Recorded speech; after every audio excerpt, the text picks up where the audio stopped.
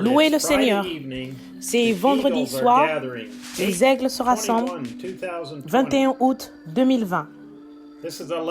Ceci est une lettre de frère Joseph Branham du Branham Tabernacle. Quel merveilleux week-end nous passerons. Non seulement nous entendrons la voix de Dieu une fois samedi, mais aussi pour la deuxième fois dimanche. C'est excitant. Louez le Seigneur. Pour beaucoup à l'étranger, ce sera la première fois que vous entendrez frère Branham dans votre propre langue, ou peut-être même en anglais. Je vous encourage à vous inscrire à branham.org et à télécharger l'application Lifeline sur votre mobile et à l'installer. De cette façon, samedi et dimanche, vous pourrez l'écouter à l'heure indiquée, selon l'heure de Jeffersonville.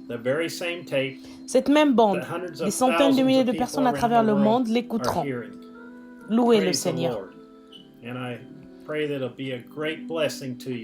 Je prie pour que ce soit une grande bénédiction pour vous, car c'est pour moi, car ça l'est pour moi et pour ma famille.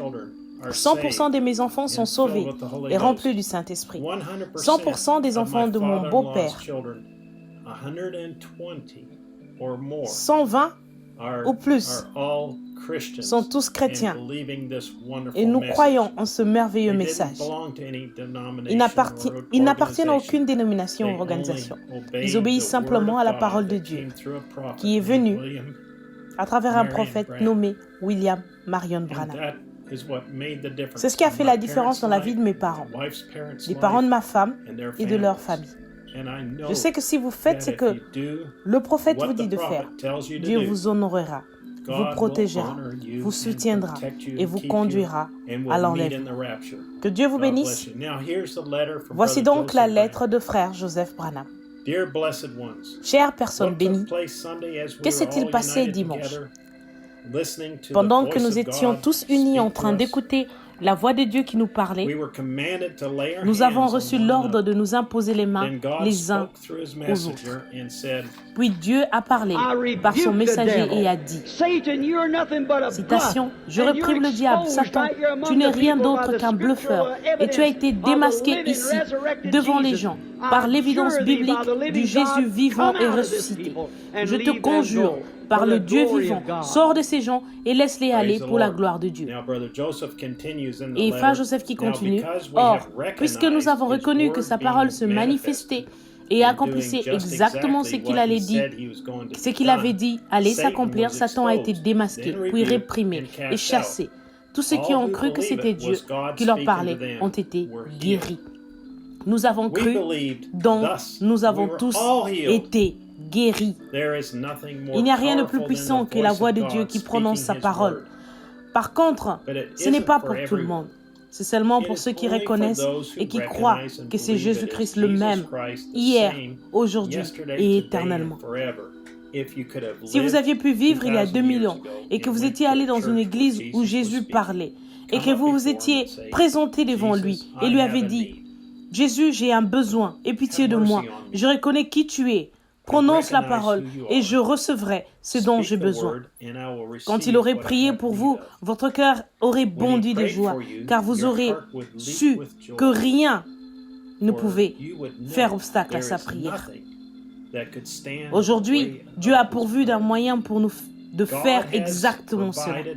Une église où nous pouvons aller et où Jésus lui-même parle. Certains ne reconnaissent pas cela comme étant une église, mais c'est tout de même une église.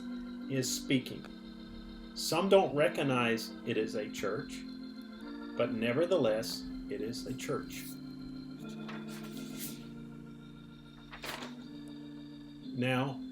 Maintenant, nous allons entendre de frère Branham. L'autre soir, il y en avait d'un bout à l'autre du pays qui étaient reliés à nous par le téléphone tout le 200 miles, 300 km². Il y a une de mes assemblées. Si vous désirez que Jésus parle dans votre église, à la maison ou dans votre église, où vous pouvez tous vous rassembler, je vous invite à vivre l'expérience d'avoir Elohim qui vous parle directement. C'est très facile. Appuyez sur le bouton lecture. Ce dimanche-ci, il nous parlera de nouveau et se dévoilera devant nous, prouvant qu'il est Jésus-Christ ressuscité. Il nous racontera également en détail ce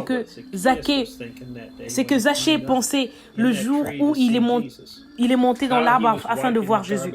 Comme il essuyait son vêtement neuf pour y enlever les ordures qui s'y étaient accrochées. Et comment il avait eu des écharpes dans ses genoux et partout dans ses mains. Comment il était simplement assis là, en train de les retirer, attendant que ce soi-disant prophète passe par là. Personne ne pourra me voir quand il arrivera par là, quand il tournera le coin. Je vais tenir cette grande feuille ici pour que je puisse regarder et le voir. Comment l'aveugle Bartimée ne s'était pas réveillé à l'heure et était arrivé en retard ce matin-là, car toute la nuit, il avait rêvé qu'il pouvait voir de nouveau. Il s'était tourné et retourné dans son lit parce qu'il pensait qu'il pouvait voir, mais il s'était rendu compte que ce n'était qu'un rêve. Comment sa belle-maman authentique l'appelait à rentrer vers 2 heures de l'après-midi. Bartimée, elle sortait sur le porche, s'installait dans la vieille berceuse et le prenait dans ses bras pour lui raconter des histoires de la Bible. Oh, combien il aimait ces histoires de la Bible.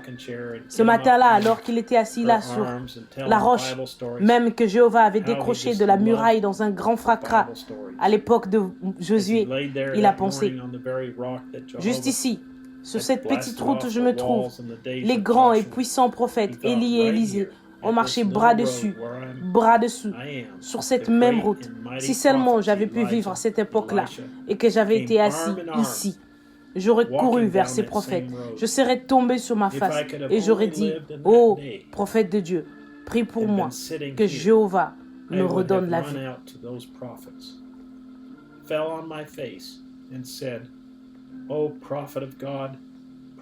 Comme Dieu a pourvu pour Bartimée ce jour-là, Dieu a aussi pourvu pour nous aujourd'hui. J'aimerais de nouveau vous inviter à vous joindre à nous ce week-end.